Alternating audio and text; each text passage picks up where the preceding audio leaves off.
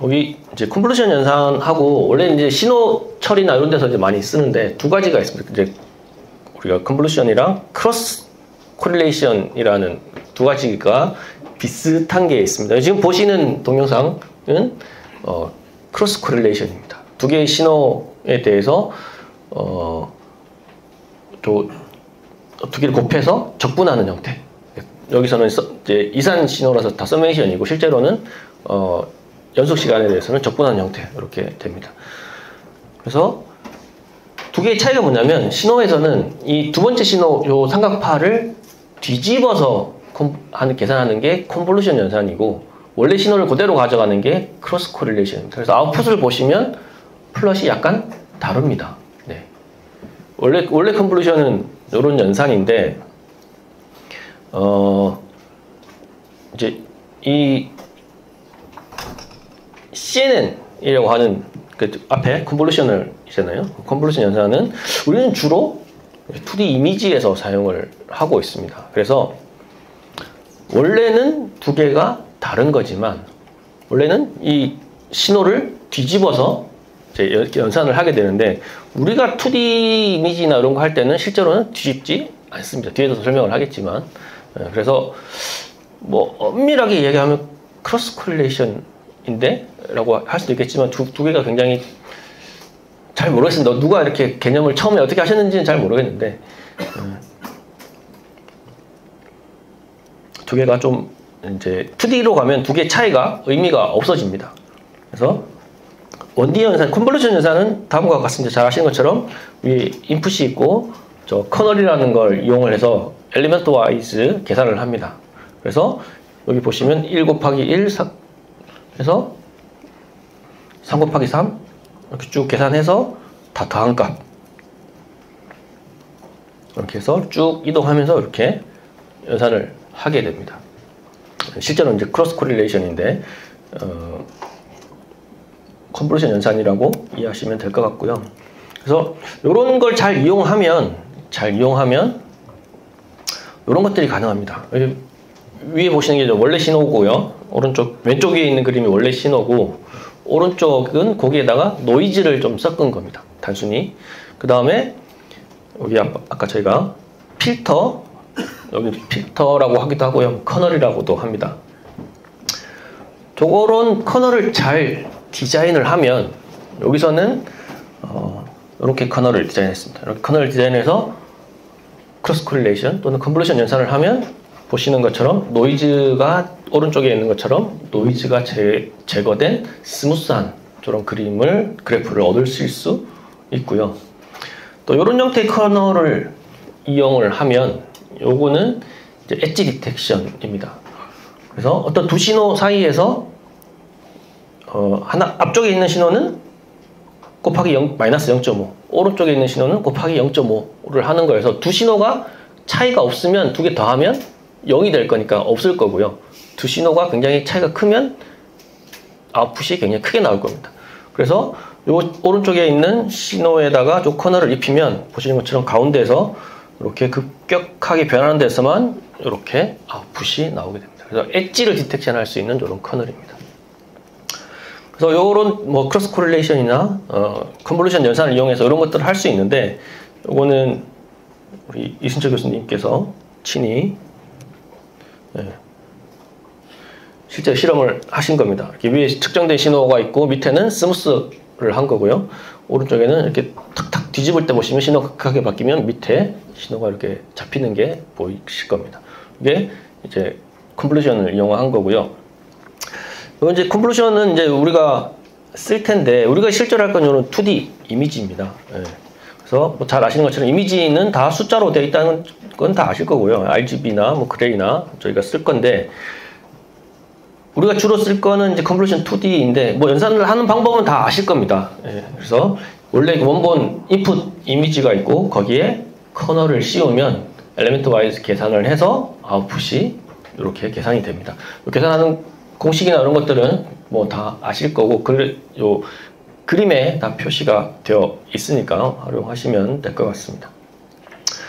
어쨌든 이렇게 뭐 애니메이션을 한 건데 커널을 이렇게 쭉 옮겨가면서 엘리먼트 와이즈로 이렇게 쭉 계산을 하시면 우리가 원본 이미지에서 어떤 이런 다른 형태의 피처 맵이라고 되어 있는 아웃풋을 하나씩 얻을 수 있습니다. 그러면 내가 커널을 잘 디자인하면 내가 원하는 아웃풋들을 얻으실 수가 있습니다. 그래서 커널을 저렇게 설정을 하고 커널을 쭉 이동해서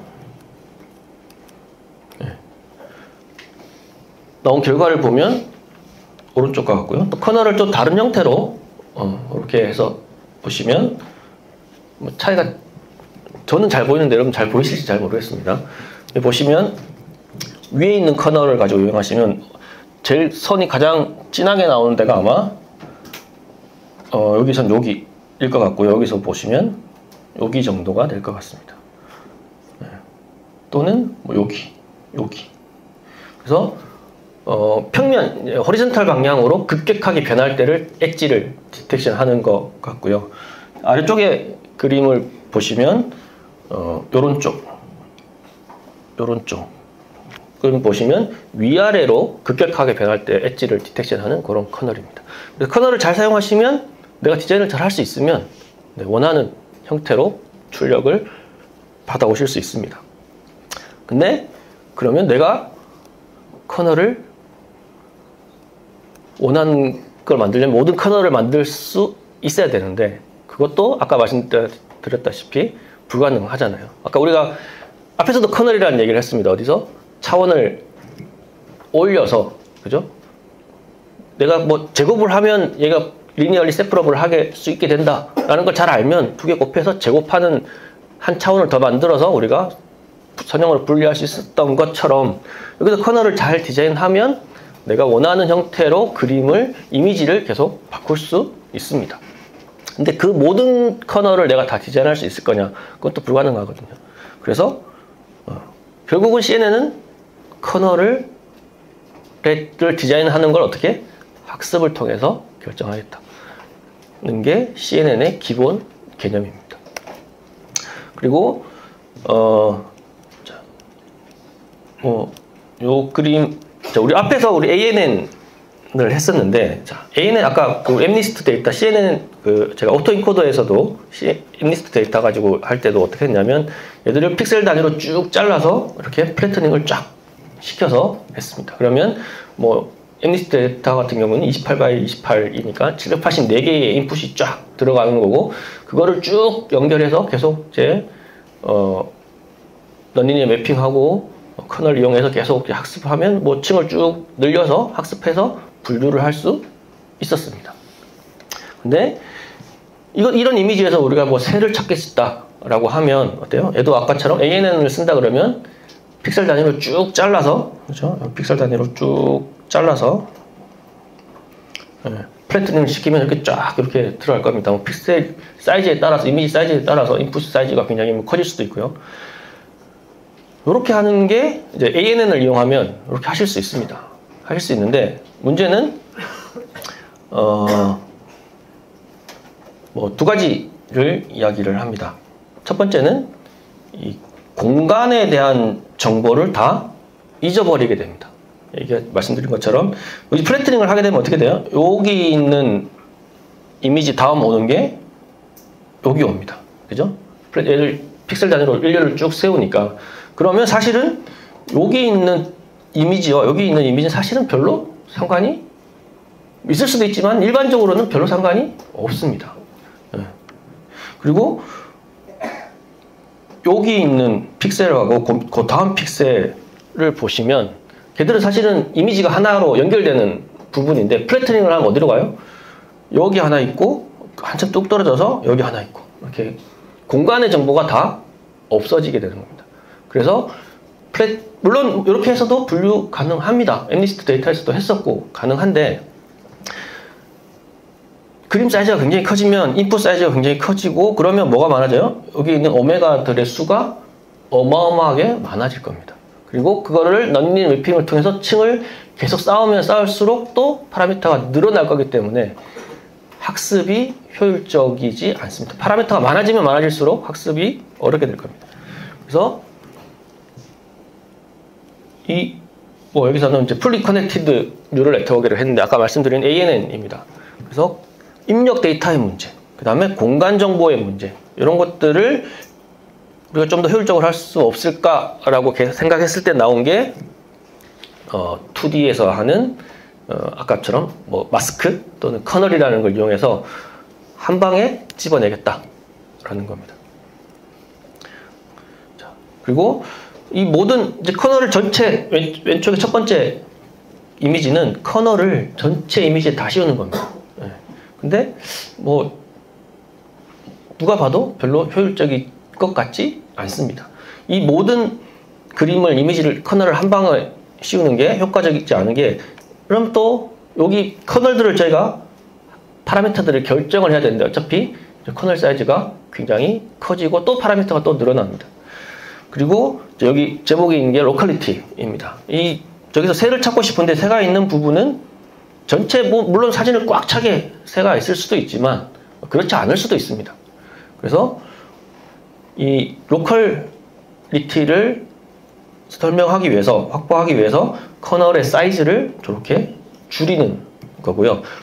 뭐 또는 커널을 여러 개를 사용하실 수도 있습니다. 여기 초록색이랑 빨간색 두 가지가 있는데 커널을 여러 개를 사용하실 수도 있는데 굳이 또 그럴 필요가 있냐? 그러면 커널을 두 개를 사용한다는 얘기는 또 파라미터가 빨간색에 대한 파라미터, 초록색에 대한 커널에 대한 파라미터를 다 같이 학습을 해야 되니, 그렇게 하지 않고 우리에게는 좋은 컨볼루션 연산이라는 게 있으니 커널 사이즈를 줄이고 얘를 어떻게 이동시키면서 쑥 훑어오겠다는 겁니다. 이렇게 해서 쭉 훑어오면 어때요? 우리가 결정해야 되는 건 뭐라고 그랬어요? 어쨌든 학습을 해서 결정해야 되는 건 이 커널의 파라미터, 얼마를 곱할 거냐라는 거를 저희가 결정을 해야 되는데, 그거를 파라미터의 수를 굉장히 줄일 수 있습니다. 그래서 CNN이 학습이 잘 되고 굉장히 많이 썼잖아요. 그게 뭐 여러 가지 이유가 있겠지만 가장 중요한 이유 중에 하나가 파라미터가 ANN 같은 경우에는 풀리 커넥티드였기 때문에 모든 파라미터를 다 업데이트를 해야 되는데 파라미터를 획기적으로 확 줄여서 학습이 잘 되는, 그래서 CNN 성능이 굉장히 잘 나오는 그런 장점이 있었습니다. 이제 채널하고 커널 이야기를 할 텐데요. 아까 말씀드렸다시피 우리 컬러 사진은 RGB 있잖아요. 그래서 레이어가 3개가 있습니다. 그래서 보통 제가 채널이라고 하고요. 멀티 채널이 들어올 수도 있고, 또는 커널을 아까 뭐 저희가 하나를 쓰기는 하지만 여러 개를 쓰실 수도 있습니다. 왜냐하면 커널마다 잡아내는 특성이 다르게 만들 수 있기 때문에 커널을 복수로 사용하실 수도 있습니다. 그래서 뭐 커널을 복수로 쓰시면 보시는 것처럼 파란색, 빨간색 두 개의 커널을 쓰시면 아웃풋의 채널이 빨간색, 파란색 두 개가 됩니다. 그 다음에 RGB처럼 인풋이 저렇게 들어오면 인풋이 채널이 뭐 여러 개가 두 개 이상의 복수의 채널이 있으면 커널 또한 채널이 동일하게, 지금 뭐 3개의 채널이면 커널도 3개의 채널로 설정을 하시게 됩니다. 그래서 하나의 채널이 뭐 아래서도 빨간색에서도 쭉 훑고 파란색에서도 쭉 훑고 블루에서도 RGB, 그린에서도 쭉 훑고 이렇게 하는 게 아니라 저 3층짜리 채널 3개짜리 커널이 한 방에 이렇게 쭉 훑어서, 그러면 그 한 채널 안에서 계산을 다 엘리먼트 와이즈 계산을 하시고 아웃풋은 한 층이잖아요. 그러면 각 채널에서 계산된 값을 썸해서 아웃풋의 한 층으로 이렇게 출력을 하게 됩니다. 이렇게 쑥 훑으면서 하게 되고, 커널이 뭐 복수개가 있으면 아웃풋이 이렇게 복수개가 될 거고요. 이게 아마 많이 쓰셨던 분들은 아주 뭐 디테일하게 고민을 안 하셔도 되겠지만, 이제 처음 하시는 분들은 채널 사이즈나 이런 것들을 고민을 조금 하셔서 머릿속에서 하실 수 있으면 조금 필요하실 것 같습니다. 그 다음에 이 패딩이랑 스트라이드라는 용어 잠깐 설명드릴 텐데요. 아까 말씀드렸다시피 여기 보시면 여기 있는 까만색 여기가 인풋이고 여기가 아웃풋이고요. 저 인풋 위에 움직이는 게 커널입니다. 커널이 이게 쭉 움직이면서 할 텐데 스트라이드는 말 그대로 몇 칸씩 움직일 거냐라는 겁니다. 지금 보시는 그림을 보시면 어때요? 네. 2칸씩 움직입니다. 처음에 있다가 2칸 옮겨서 이렇게 커널이 2칸씩 움직이고 있습니다. 이 스트라이드를 조절하시면 뭐가 바뀌나요? 아웃풋의 사이즈가 바뀝니다. 만약에 지금 밑에가 5x5고 3x3 커널을 한 칸씩 움직이면 아웃풋도 3x3이 나올 겁니다. 네. 그래서 그런 걸로 이제 여러분들이 계산을 하실 수 있어야 될 것 같습니다. 그리고 옆으로 이동하는 거랑 뭐 밑으로 이동하는 게 둘 다 스트라이드입니다. 여기는 보시면 옆으로도 2칸 이동하고 밑으로도 2칸 이동합니다. 그 다음에 패딩은 우리 뭐 패딩이라는 용어 사실 많이 쓰잖아요. 우리 겨울에 입는 그 패딩이랑 똑같습니다. 뭐, 기본적으로는 충전재 뭐 이런 뜻인데 여기 보시면 요 인풋 단 바깥쪽에 하얀색으로 되어 있는 칸들이 있습니다. 여기에다가 뭘 채우는 거죠? 0을 채우는 겁니다. 0을 채우면 이 커널이 스트라이드를 할 때 하고 나서 나오는 아웃풋에, 그러니까 저기 보시면 입력이 지금 5x5인데 아웃풋도 동일하게 5x5로 만들고 싶다 하시면 저 패딩을 사용하시면 됩니다. 아웃풋의 사이즈를 조절하실 수 있습니다. 저걸로 마찬가지로 패딩을 이용해서. 그래서 대부분 저 빈칸은 다 0으로 채워서 저희가 사용을 하고 있습니다. 그거를 이렇게 패딩을 하얀색이 입력 단위고요. 초록색이 패딩이고 스트라이드를 2칸씩 하는 걸로 이렇게 애니메이션을 보시면 아웃풋이 이렇게 나옵니다. 그 다음에 풀링, 그러니까 기본적으로는 저희가 한 다음에 컨버전 연산을 하고 넌리니어 액티베이션 펑션을 씌우고 그 다음에 이제 풀링을 합니다. 풀링은 이제 여기 이제 주로 이제 맥스 풀링 설명을 드릴 텐데요. 뭐 쉽게 보면 대표값을 하나 가지고 오는데 요 풀링은 아까 스트라이드처럼 옆으로 겹쳐서 가지 않습니다. 지금 보시면 4x4면 2칸씩 겹치지 않게 해서 거기에서 1, 1, 5, 6 중에 제일 큰 값 하나, 또 2, 4, 7, 8에서 제일 큰 값 하나, 이렇게 대표값들을 하나씩 뽑아오면서 차원을 좀 줄이는 대신 그 특성은 잃지 않도록 하는 그런 게 역할을 하고요. 대표적으로 이제 맥스 풀링을 사용하고 이제 뭐 에버리지 풀링을 사용하기도 필요에 따라서는 하는 경우도 있습니다. 그 다음에 이 풀링을 사용하는 이유가 여기 요 그림으로 설명이 되어 있는데요. 기본적으로는 풀링을 사용해서 어떤 대표값을 뽑아내는데 요 차이를 보시면 뭐냐면 입력값이 바뀌는 겁니다. 입력값이 조금 바뀌어도 아웃풋 값은 변하지 않습니다. 그래서 입력에 대한 민감도를 좀 떨어뜨리는 그런 역할을 맥스 풀링이 하기도 하고 있습니다.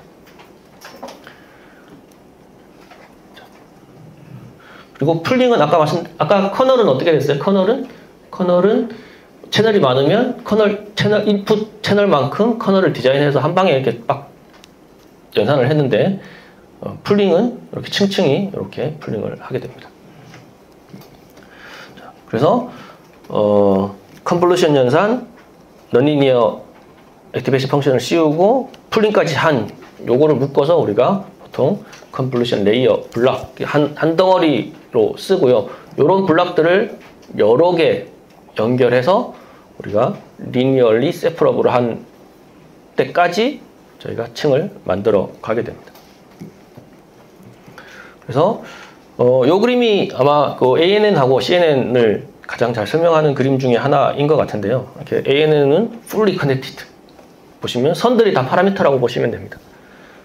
요 그림에서 우리가 CNN을 쓰면 이렇게 커널이라는 걸 이용하면 어때요? 커널이 계속 하나가 움직이면서 이렇게 훑어 갑니다. 그러면 이 파라미터의 개수를 굉장히 줄일 수 있습니다. 그래서 이렇게 파라미터를 3개만 한 걸 쭉 훑어서 이렇게 사용하는, 그래서 앞에서는 이 많은 파라미터들을 다 학습을 해야 되는데 CNN에서는 그걸 굉장히 줄일 수 있었다라는 겁니다. 그래서 CNN의 단계는 여기 앞에 보시는 것처럼 피처를 스스로 학습을 통해서, 결국은 우리는 이제 우리가 디자인하는 거는 커널의 파라미터를 학습을 통해서 결정을 하는 건데, 결국은 그걸 통해서 최종단에서 나오는 거는 이거를 잘 분류할, 리니얼리 세퍼러블하게 잘 분류할 수 있는 형태까지 오는, 거기를 여기서는 피처 러닝이라고 이야기를 하고요. 마지막 단에서는 뭐 기존에 썼던 풀리 커넥티드 모델을 이용해서 리니얼리하게 선형적으로 분류를 하고, 뭐 클래스가 여러 개면 소프트맥스칭이나 이런 걸 이용해서 최종적으로 저희가 분류를 하게 됩니다. 네, CNN을 25분 만에 CNN을 다 설명을 해서, 네, 아마 제가 놓친 부분도 좀 있을 것 같은데요. 뭐 사실 굉장히 자료가 많고, 실제 이제 코딩 하시는 부분들은 뭐 이미 오픈되어 있는 코드들도 굉장히 많고, 우리 챗GPT 잘 사용하시니까 네, 참고하시면 될 것 같고요. 이제 남은 시간은 저희가 RNN을 또 간단하게 설명하도록 하겠습니다. 그래서 리커런트 뉴럴넷, 리커런트라는 용어는 아마 네, 우리가 많이 쓰는 용어는 아니었던 것 같은데, 어쨌든 뭔가 다시 돌아오는, 리라는 게 붙어 있으면 그런 거잖아요. 다시 돌아오는. 자, 그래서 지금까지 CNN은 어떤 이미지를 가지고 주로 저희가 분류를 하거나 어떤 그런 걸 사용을 했었는데, 그래서 여기서는 이제 그런 이미지라는 얘기 대신에 스냅샷 데이터라고 표현을 했었습니다. 근데 실제로 뭐 여기 저희가 예를 들면 뭐 기계에서 뭐 진동 신호라든가 뭐 이런 것들을 측정을 하면 이미지가 아니죠. 시간에 따라서 변하는 그런 특성을 가진 데이터들이 많이 있는데, 그걸 가지고 뭔가를 해야 되는 경우가 사실은 굉장히 많이 있습니다. 그래서 두 가지 방법이 있습니다. 신호 데이터를 어떻게 이미지화 시키면 됩니다. 그래서 뭐 쇼타임 퓨리에 트랜스폼 같은 걸 이용을 해서 이미지로 만들어서 거기 안에 가면 뭐 시간 정보도 있고 주파수 정보도 있고 그림으로 빨간색, 파란색 색깔이 잘 나와서 그거 가지고 분류하실 수도 있습니다. 이미지를 물론 뭐 그런 처리 과정을 더 하셔야 되지만, 근데 그렇게 하지 않고 어떤 이 시간 데이터를 잘 할 수 있을까라고 한 게 이 RNN 모델이고요. 기본적으로는 네, 이런 겁니다. 그래서 밑에 보시는 것처럼 뭐 시간에 대해서 쭉 변하는 타임이 이렇게 간다고 하겠습니다. 네, 타임이 이렇게 쭉 흘러가는데 우리 윈도우를 하죠. 윈도우잉을 씌워서 이렇게 하나씩 그때의 데이터를 이렇게 하나씩 뽑아낸다고 하겠습니다. 그래서 그 순간에 어떤 데이터를 이용해서 윈도우에서 잡힌 데이터를 이용해서 어떤 아웃풋을 하나씩 만드는 거다. 근데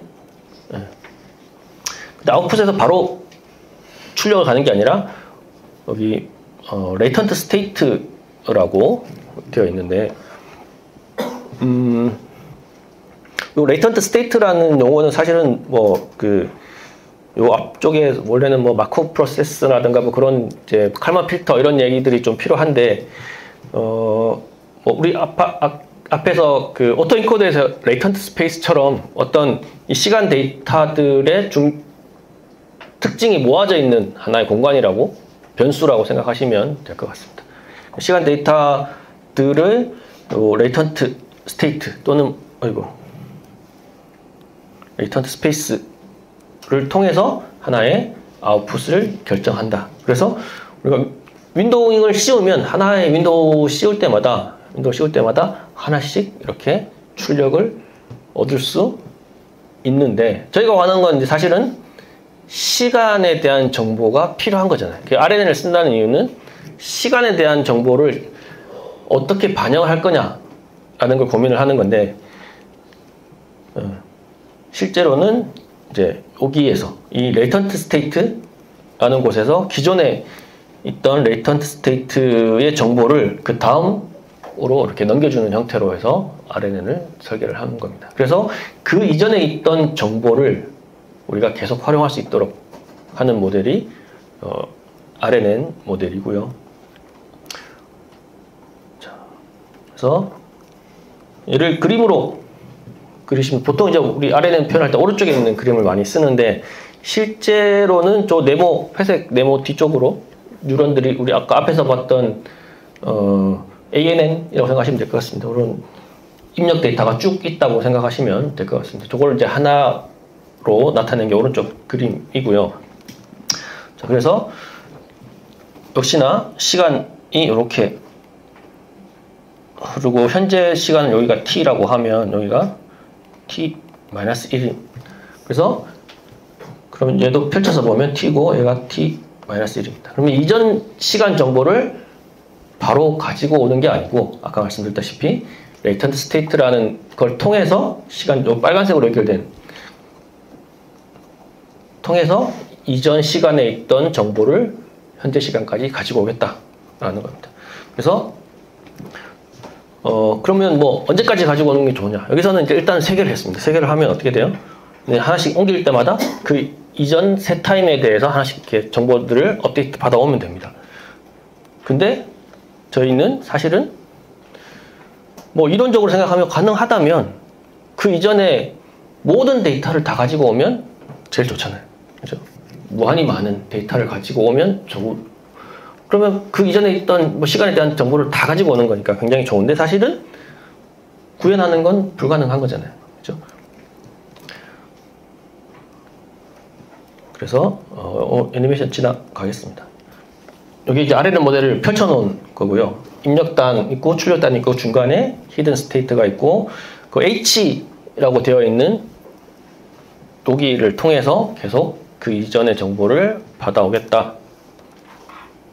뭐 그 히든 스테이트는 또는 레이턴트 스테이트는 뭐 두 개가 돼도 상관은 없을 것 같습니다. 그래서 이렇게 펼쳐져 있는 걸 위에 보시면 여기 빨간색으로 이렇게 표시가 되어 있는데 저희가 보통 여기 웨이트를 뭐 오메가 또는 W로 이렇게 표시를 하는데 요 아래에 있는 그림처럼 이전의 데이터들에 대한 정보를 쭉 가져오는 걸 이렇게 축약해서 저렇게 빨간색 선으로 회귀하는 그림으로 이렇게 표현을 했습니다. 그래서 이 RNN은 뭐 가장 단순한 형태는 우리가 보통 바닐라 모델이라고 하는데 원투원 모델이 있고요. 뭐 여러 가지 모델이 있습니다. 우리 RNN 여기 원투매니는 예를 들면 여기 있는 것처럼 이미지가 하나 들어오면 이미지 캡셔닝 하는 겁니다. 이미지가 사진 하나 보고 강아지 한 마리가 뭐 뛰어가고 있습니다. 이런 캡셔닝을 붙일 때 입력은 이미지 하나지만 출력은 여러 개가 나올 때 뭐 그런 경우 또는 뭐 many to one, many to many 예를 들면 번역 우리 쓰는 것 같은 경우는 many to many가 될 것 같습니다. 그래서 여러 가지 형태의 RNN 모델이 있고요. 그래서 자 우리가 학습해야 되는 건 여기서도 마찬가지로 파라미터를 학습하는데 어떤 파라미터를 학습하냐? 여기 있는 모든 파라미터를 다 학습하는 겁니다. U도 학습을 해야 되고 V도 학습을 해야 되고 여기 있는 W도 학습을 해야 됩니다. 네. 학습을 통해서 입력단을 히든 스테이트로 보내는 그 파라미터 그 다음에 이전에 있던 시간의 정보를 가지고 올 때의 파라미터 그 다음에 히든 스테이트에서 출력하는 끝단의 파라미터도 저희가 다 학습을 통해서 결정을 해야 되는 거고요. 그래서 여기는 U, V, W 이런 것들을 저희가 학습을 통해서 결정을 하면 되고 이런 관계식들은 왼쪽의 식으로 이렇게 나타내어 있습니다. 보시면 B는 뭐 여기 오른쪽에는 B 뭐 이런 게 안 들어가 있는데 예, 그 바이어스가 식에는 포함되어 있습니다. 자, 그 다음에 이제 이 RNN 모델의 가장 큰 단점은 뭐 잘 아시는 것처럼 이 히스토리가 길면 그 이전에서 있던 정보가 끝까지 잘 오면 좋은데 우리 백 프로페셔널 할 때 이제 잘 안 넘어갔던 것처럼 이전에 있던 정보가 아주 오래전 거는 잘 안 들어온다는 거죠. 예. 그래서 그거를 좀 개선하고자 했던 모델이 이제 LSTM입니다. 그래서 RNN 모델에서 이제 롱 숏텀 메모리라고 해서 LSTM 모델로 이제 넘어가게 되는데요. 그림으로 보시면 이제 기본적인 거는 개념은 뭐냐면 게이트라는 걸 이용을 하는 겁니다. 게이트. 그래서 밸브라고 생각하시면 될 것 같습니다. 그 이전의 데이터를 여기 보시면 이제 이렇게 동그라미로 표현된 것과 이렇게 바로 표현된 부분이 있는데 바는 이제 막은 거고 동그라미는 열린 겁니다. 그래서 기존의 데이터를 얼마나 어디에서는 넣어주고 어디서는 빼주고 그러면 오면서 자, 요 그림이 좀 까만색에서부터 이전 데이터가 쭉 현재까지 오면서 점점 그 이펙트가 줄어서 이제 흰색이 되면 이제 전혀 이펙트가 없다라는 그림을 보여주는 건데 요걸 방지하기 위해서 어떻게 필요 없는 부분에는 뭐 밸브를 막아놓고 필요한 부분에는 밸브를 열고 해서 게이트라는 개념을 가지고 와서 이제 그 이전의 정보 손실을 좀 막겠다라는 거고요. 게이트도 인풋 게이트, 그다음에 뭐 아웃풋 게이트, 인풋을 얼마나 가져올 거냐, 아웃풋을 얼마나 내보낼 거냐, forget 게이트, 얼마나 지워버릴 거냐, 이런 게이트들을 하나씩 설정을 하게 됩니다. 그래서 이 그림은 아마 LSTM 이렇게 뭐 찾아보시면 굉장히 많이 보실 수 있는 대표적인 그림이고요. 기존의 RNN 모델과 조금 다르게 요 H는 RNN처럼 히든 스테이트입니다. 그래서 기존의 정보를 가지고 오는 거고 위에 보시면 C라는 용어가 새로 하나 생겼습니다. C가 셀 스테이트입니다. 그래서 이 셀 스테이트를 통해서 여기 보시면 여기 X가 현재의 인풋이고요. 그 다음에 H는 기존의 히스토리컬한 정보들이고요. 그래서 HT-1로부터 HT가 이제 이렇게 나오게 되는데 이거 나올 때 이 두 개의 현재 입력과 기존의 히스토리가 이 게이트를 통해서 얼마나 잊어버릴 건지, 인풋이 얼마나 들어갈 건지, 아웃풋이 얼마나 반영될 건지 이런 것들이 여기 X 표시로 되어 있는 이런 게이트들을 통해서 결정이 얼마나 반영되는지가 결정이 되게 됩니다. 그럼 그 파라미터들을 저희가 다 학습을 하게 되는 겁니다.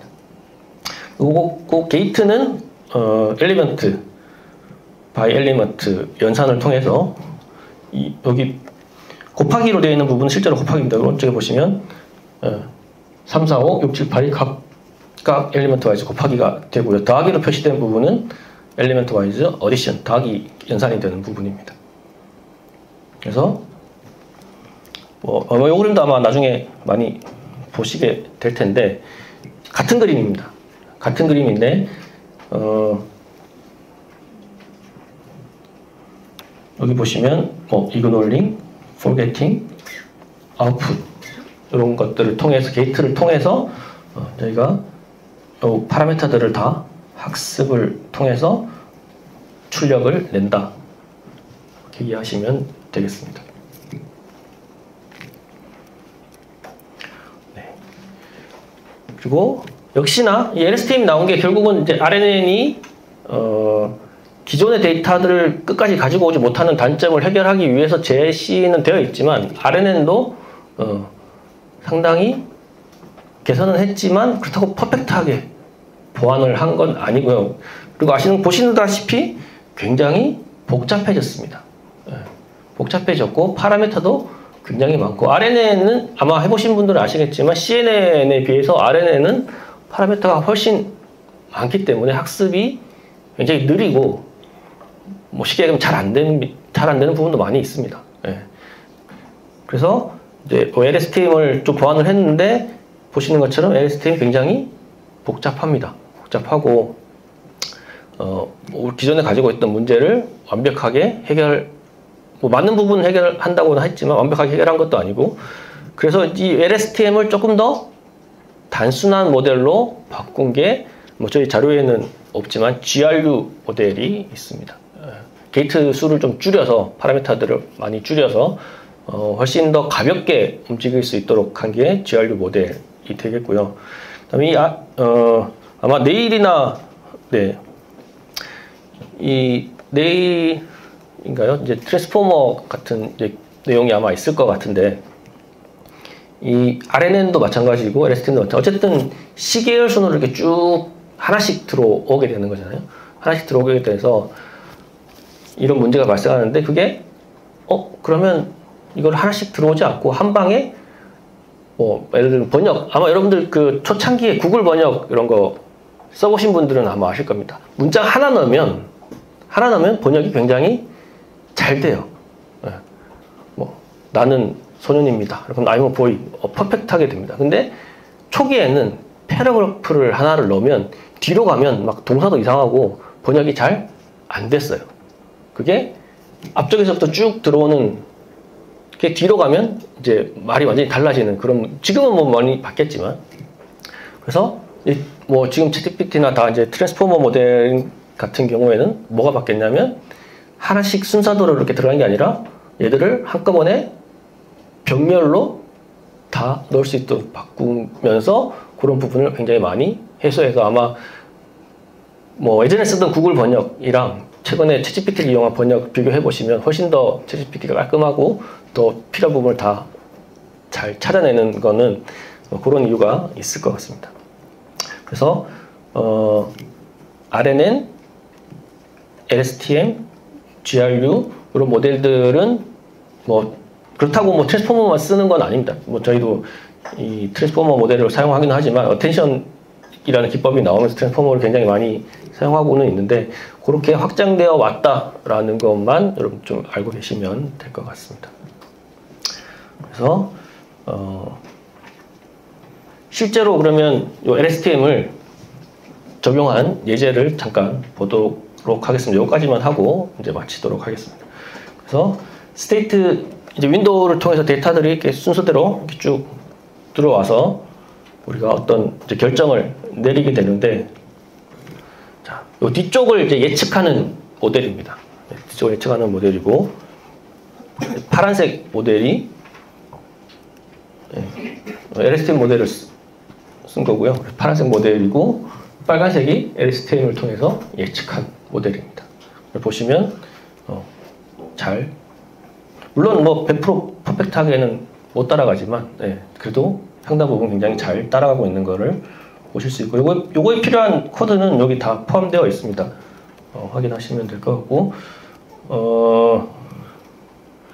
아까 말씀드렸던 요 파워포인트 포맷은 카이스트 이승철 교수님 강의 자료 포맷입니다. 거기 가시면 코드를 다 받으실 수 있으니까 그 코드 여기 있는 거 말고 다 활용하실 수 있으니까 이용하시면 될 것 같습니다. 네, 여기까지 해서 지금 뭐 두 번째 시간 CNN, RNN까지 설명을 드렸습니다. 네, 이 굉장히 많은 내용을 짧은 시간에 설명을 하려다 보니까 뭐 이렇게 중간에 뛰어넘은 내용도 굉장히 많이 있고 한데, 아마 여기에 대해서 기본적인 개념은 다 알고 계실 거라 생각을 하고요. 아마 앞으로 오늘 이후에 이제 이 강연에 좀 도움이 되셨으면 좋겠습니다. 자, 시간이 한 5분 정도 있는데 혹시 질문 있으시면 질문 좀 받도록 하겠습니다.